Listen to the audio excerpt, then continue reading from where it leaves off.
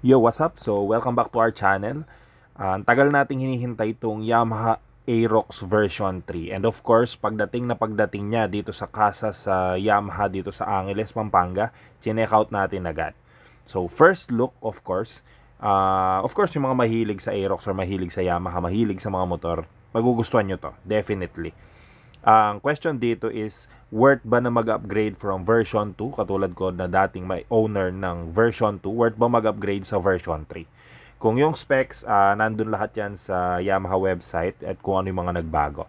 This is the Yamaha Aerox version 3 na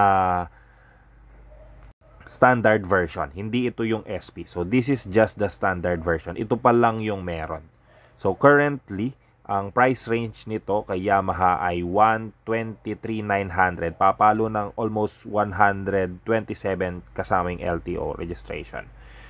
Para sa akin, hindi siya sulit if naka version 2 ka tapos mag-upgrade ka ng version 3.